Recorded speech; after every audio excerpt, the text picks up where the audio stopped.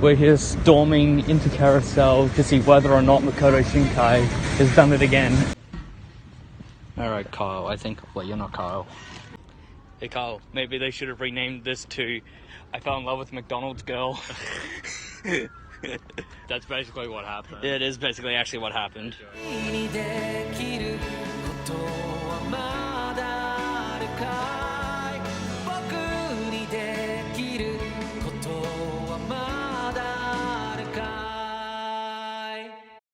Oh, fuck.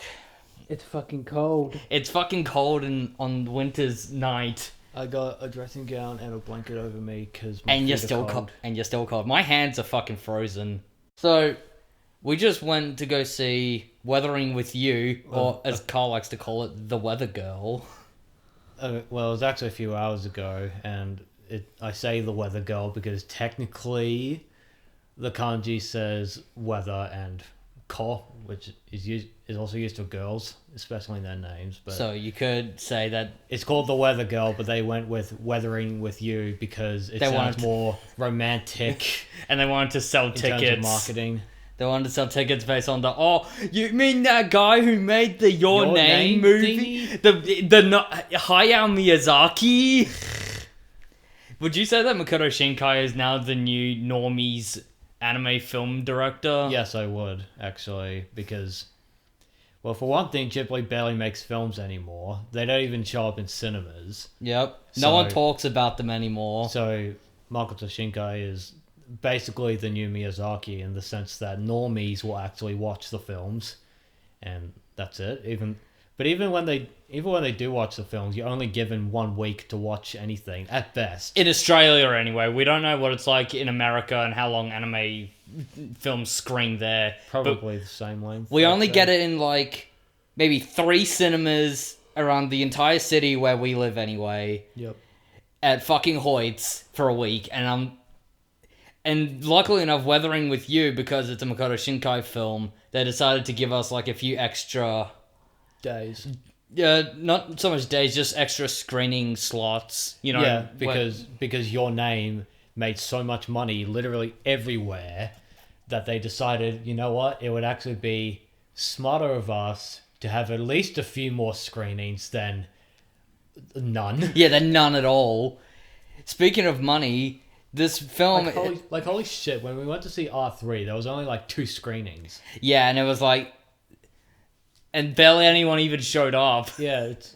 Well... Bullshit! Well, some people showed up, but it's like...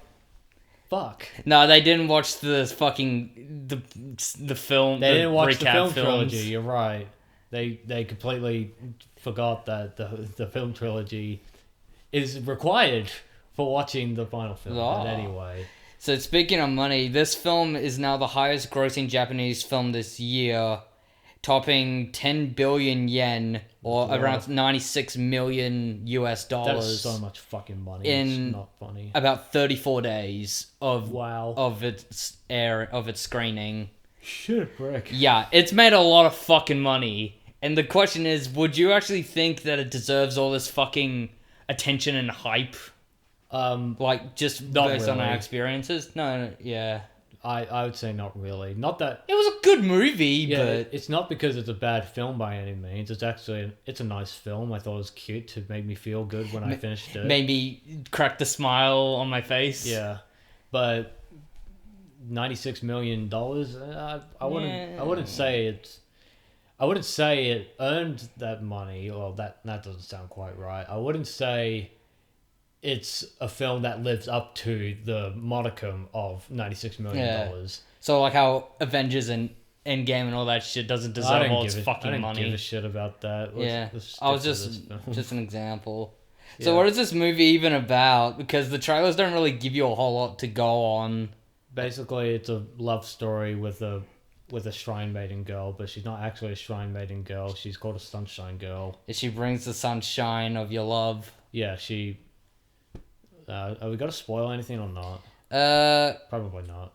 We won't spoil how the movie ends or anything, so we won't talk about like the plot, because I think you guys should go see it yourselves, especially if you liked Your Name. Yeah, you should. If you liked Your Name or A Silent Voice or any of those more emotionally driven films, then yeah, you're gonna like this one fine. It's just another one of those. Just another Makoto Shinkai film. It's got nice lighting. It's got really nice looking characters. It's got nice setting, good set pieces. Yeah, really nice music as well. Yeah, though I feel like in the music department, I feel like they relied on too many vocal songs. Too much on the insert songs. Yeah. So I honestly felt it didn't bother me as much as it did you, but I just sat there and I thought, this is so obviously there to sell the soundtrack so that all these artists can put their fucking songs in this one thing and make a fuck ton of money. I feel like if they translated the lyrics for the movie, which they didn't do for us. Yeah, that was kind of annoying. But if they did that, then you would have read it and it would have made sense to you as to why all those songs are used. Yeah. Because there's this misconception that people just insert random songs. Yeah, it's like, oh, you're just throwing that in there. Yeah, and that's not true. The lyrics more often than not actually do have some relevance to whatever it is they're in. It's just most of the time the translation isn't, the best because their lyrics don't usually make sense when written into English. Well, it's because it's broken up in a really weird way. Yeah. It's weird. But, no, I didn't mind the insert songs, actually. You could... near the end, they're like 3 in like 5 minutes. So yeah. I guess you could say that's excessive, but I understood everything Shinkai was going for when he made it. He was going for... It's one of his styles. He goes for the emotional climax as opposed to the dramatic climax. He's much more in tune with the first one. He did that in Your Name, and basically every film, actually. All of his films do that. Yeah. What I really found weird this time around is that the CG was a lot more apparent in this film than it was in Your Name. A lot more obvious. I watched Your Name like twice, and I didn't really notice the CG in that too much. I know Disc 147 noticed a bit more when he watched it, but I didn't. But this one, it's a lot more apparent. Yeah, there was a lot of those. More apparent. It was like Makia. Yeah. Similar levels, except that. Nah, Makia was way worse. Yeah. That is a really shitty CG dragon. Yeah. I noticed that this film did a lot of those CG tracking shots. Yes. You know the one. Oh my god, there was a shit ton of those. And I was like, oh, I get why you did that, but oh my god. I also felt like I won't give the context as to why, but the scene where he's running on the train tracks. Oh yeah, that. I felt that went on for a little bit too long. Actually, I thought that was fun. It didn't stand out to me. I felt like you could have cut like 5-10 seconds off that thing, because it's like, I got the point. I get it's a long distance, and he's fucking tired and shit. Well, but come on. It's not so much as getting to the point. It's hard to explain, but I didn't see it that way. Yeah, I don't know. I just felt like that the editing on this film could have just been a little bit, just a bit tighter, like for some scenes, because I noticed some scenes went on specifically way too long, like certain shots of like the clouds of like characters falling through the sky and shit, no context or anything, and I was like, Those are good shots though. Yeah, dude, that they looked really good, but I was like, I feel like you left it intentionally way too long just so that it would fit in with the song instead of cutting the song to fit in time with the scene. But that's just me. I think the reason those shots take so long is more so that you can kind of like digest what you're looking at, because they're usually quite grand big shots. They're very, very big shots. So you see these like structures, and I think Shinkai is trying to show you basically the beauty of nature and Tokyo City. Basically, nature and the weather was best girl all along. Yeah, exactly. It was the prettiest thing in the fucking movie next to big boobs. Yeah. Dude, Tits McGee was like the best fucking character. Yeah, I wish I remembered her name, but I'm so fucking tired I can't do it. I just can't, because it's like I'm not really the kind of guy who can remember names of characters just like that when I watch a movie like once. Yeah, I barely... Like, unless it had a lot of impact on me, I won't remember. Yeah, I could barely remember the 3 like main characters' names, like Hodaka, Hina, and Nagi, and that's all I can remember at the moment. Yeah. Who was even the name of the fucking cool guy with the bassy voice? What was his name? What was your name? Fuck it. God, it doesn't matter. I can remember. I'm sorry. Like there was just a lot to take in with the film because there are so many fucking cinematic shots. That it was crazy. It was like There was just so much going on. it's like what is it? The overload of the senses. Yeah. Shinkai really likes Japan, as it's become apparent in these movies. Yeah. Where he has strong emphasis on Japanese culture. Yeah, like when you watch Your Name or basically any film, you can really tell. Yeah, there's absolutely a Japanese fucking movie. Makoto Shinkai secretly wished for Tokyo to drown and fucking return to the way it was. Yeah, all them 200 years ago, some bullshit. He wanted all this. He wanted all this fucking rainfall just to fucking flood the evil, impure Americans away. Yeah, except that's no. Yeah. Could you imagine though? It's a bit excessive, but Yeah. yeah. One of the things I've noticed is he's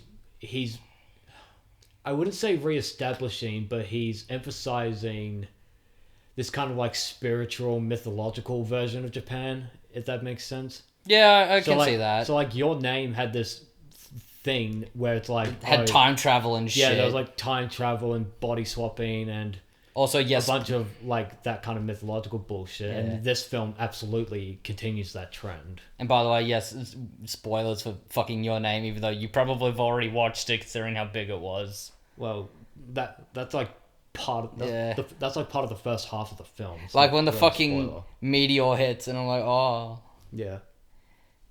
Speaking of Your Name, this film has cameos in it. Very Like Tom Holland from Spider-Man makes an appearance. And Yeah, dressed up as Spider-Man. That's just a Spider-Man. Hey guys, Sony fucking and Disney fucking don't want me anymore, so I'm here. Haha. Haha, haha, I didn't make it to even 3 movies. That's just fucked. Anyway. What else was nice about this movie? It's really hard to say because I usually don't see many films that just leave me like going, yeah, that was nice. that was nice, I Yeah, guess. where there's like almost nothing new to say about it. There's just not really a lot for me to like bite into, you know, because there wasn't like a lot of like big moments. Like, yeah, there were like big moments, but not like, you know, Yeah, emphasis big it's- moments. it's just a supernatural romance story. Yeah. That's Again. It's a really simple story. It's like Your Name, but not really. Yeah. It's Your Name, but it's, I'd say, less iconic. Yeah, I definitely prefer Your Name over this film. Yeah. I feel like even a comedy, there wasn't really not a lot of comedy in this film. I mean, the audience was laughing at like scenes where I was There were like, some scenes I laughed at. I thought they were funny. I guess, but then they were just the audience was just laughing at like the wrong moments, like the climax at the end where like tackling police officers and shit, and I'm like, I get it, Oh yeah, that, but yeah. I'm just like, Well, it's not really no- worth laughing at. No, honestly. I understand why. It's because the character is just It not just wearing looks the dumb. usual clothing. I get that. But you know, sort of read the It's just scene, I normies. guess. It's just normies, man. Yeah, What do you just expect? normies laughing at nothing. Normies laugh at innocuous bullshit that really doesn't need to be Like- laughed at. Yeah. Like Heaven's Feel 2, ha ha, sex scene, ha ha ha. Ha ha, see you in the next film, Saber Alter, ha ha. Yeah, I mean we talked about that in like the car after the Not film. on this Not kind of recorded, review, no, yeah.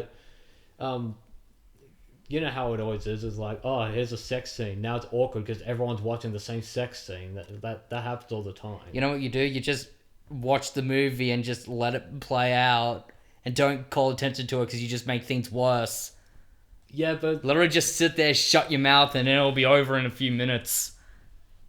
cinemas where there's no reaction from the audience are pretty boring. Let's be I don't know. honest. I kind of like it when everyone shuts the fuck up.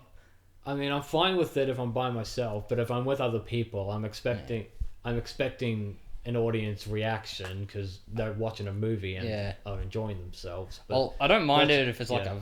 a laugh out loud comedy or something. Then I understand. But it's like if it's a serious film, I usually would like people to shut up. sure, but this film isn't that serious. It's not. Yeah. It's not like grimdark or anything. First world problems. Oh, I fucking hate it when audience members just cough randomly like this in the fucking cinema while the movie's playing. Yeah, that bugs me too. That happened a few times when we watched this. Yeah, I thought you were one of those people. I did like maybe a little bit, but no, I only did it once. Yeah. Everyone else was just going. I'm like, this movie's giving everyone the flu. Well, at least no one talked during the film. Well, that's good. I wonder if anyone was recording the movie on their phone. Yeah, I saw this one guy with 2 bags on him, and I was a bit suspicious. I was like, of what he was doing. But whatever. Am I gonna be seeing this on Kiss Anime that we don't get in Australia? Because it's banned in Australia. Oh. Fuckhead, you're a criminal. You're a criminal. You're basically killing the industry with piracy. If there's one thing I do like about Shinkai's films, I like his character designs a lot. Yeah, you I can really like definitely tell it's his movie when you look really at distinct, yeah. And I like it. If it's got nice lighting and it's got those characters with like the round eyes and shit, yeah, that's a Makoto Shinkai film. Yeah, it's got a distinct anime feel, but it also is like... Yeah. I hate using the word down to earth or realistic. Yeah, but hyper realistic. like it gives off that impression that the characters fit in the world that they're in. Yeah. He's really good with that, I think. I guess it's just because the lighting just really helps. He's really good with lighting. Yeah. Like things. Yeah, it's like a signature of his. I know people don't... Ever since 5 centimeters per second, I'd say he had it. You know, I've actually never seen a Makoto Shinkai film except Your Name and Weathering with You. You should. I haven't actually seen. seen... I want to see Garden of Words. I hear that one's really good. I liked it. It's a short film, but I liked it. Yeah. I just want to see fucking people doing illegal activities. The movie. Hey, yeah. Oh, sorry. That's okay. I'll kill you later. Yeah, you're funny. Yeah, you should watch his other films because you'll see the trend he has where it's like so distinctly Japanese. It's crazy. Would you say that Weathering with You has the best lighting out of all of his films? No. Or would you say 5 centimeters does? No, I'd say Your Name.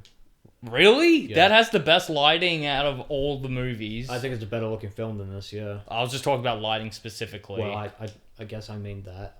Another good movie with lighting is The Children of Lost Voices, I think it's called, or whatever. Apparently that movie's not very good.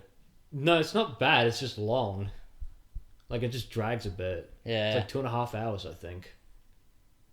Which you don't really expect that from an adventure anime film at all, let alone a film. What are your opinions on the characters of this movie? Like, who stood out most of all? Would you say the main characters definitely were those 3, but Hidaka is his name? Hodaka. Yeah, Hodaka. Yeah, I thought he was an alright protagonist. Yeah, I liked him. I understood his motivation. I feel like that his backstory was a bit vague. Like, too vague. They didn't go much into it. They brushed that aside pretty quickly, I found. I felt like that they should have dedicated just, like, at least 1 more minute just to explain why is he so reluctant to go home. He's like, I don't want to go home. I don't want to go home. We already explained it. It's because he felt like he didn't belong there, basically. He felt like there was more he could do with his life. That was it. I didn't really get that, because literally all he said was like, I was following the light, and then I followed the light, and then that's it. That's all he really said. Yeah, but then he talked about how he didn't feel like he was out of breath anymore, because his life has been renewed by moving to Tokyo, away from his island home. I just thought that he meant breathless with Tokyo is because he got too used to it, now it's like normal. No, he meant he was suffocating in his normal life. He didn't like living where he was born. He wanted to move. I didn't really get that. You needed to pay attention then. I was paying attention, I just interpreted it differently. Okay, well, that's how I saw it. Yeah. So. Other characters, I guess the Suga. That's his fucking name. Oh yeah, Mr. Suga. Yeah. Suga, yeah. Or was it Sugu? No, Ga. Suga. Yeah, I thought he was an alright character. He was alright. He was more fleshed out than Hodaka. I disagree. It was What? It was the other way around for me. I don't know.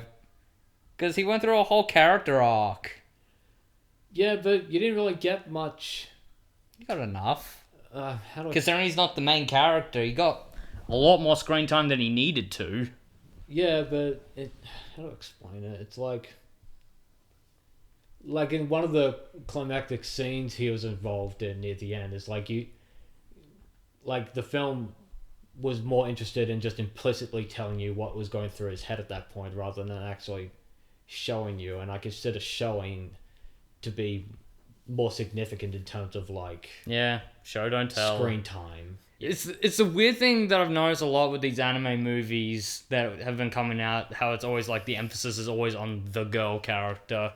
They're like always the main focus of every single movie that's fucking coming out. Well, yeah, because they're marketable.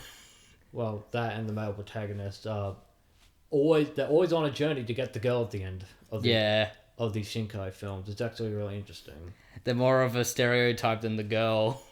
And I've always known... I don't think so. What's going on with all these freaking anime movies that always have like a guy and a girl in a hotel room? Eat your pancreas. I want to eat your pancreas. Literally did the exact same thing. See, this is the Japanese government's way of telling you to fuck. And renew the population, ladies and gentlemen. Fuck with your little brother around. It'll be fine. Is that? Don't tell me that's in Fireworks or some bullshit. Sort of. Well, they run away together, to my knowledge, but a lot of it's just pretentious bullshit. Like, oh, are fireworks round or are they flat? And I'm like, they're fucking round. And they're like, oh, but if you look at it from this perspective, they actually look flat. That's the point. And I'm like, idiot. And I'm like, oh, I guess the Earth is flat too. You fucking ninny. Yeesh. Oh, I fucking hate that. Was that movie all along a flat earther fucking film? Flat Earth theory film. Flat Earth propaganda. Because they go through like another fucking dimension where fireworks are flat and they're just like this weird donut circle thing that just shoot like rings. Oh my god. And then everyone's like, what the fuck is going on? That's just dumb. And then at the end of the movie, they're like, oh, I guess we're gone forever because it's a psychic school wars now. Oh god, that film sucks. Film's fucking garbage. Wasn't it an adaptation of a novel? I don't even remember and I don't even sure care. It was, and it It's just so shit. it was such a mess. It was More of a mess than with. Fireworks, but at least Fireworks had like the Studio Shaft flair. It was also a Steins Gate ripoff, so it had that going for it. Who would have guessed? Yeah, because you know Steins Gate's super popular, you guys. Yeah. Anyway, back to the movie, I guess. Yeah. I mean, all the other characters were fine for what they did. They weren't made to be so exceptional that it's like, oh my god, every character was amazing. Yeah. And I think going into most films with that kind of expectation is just silly. Yeah. Like, don't expect that. Moving on from characters, overall, what did you think of the animation of this movie? It was really good.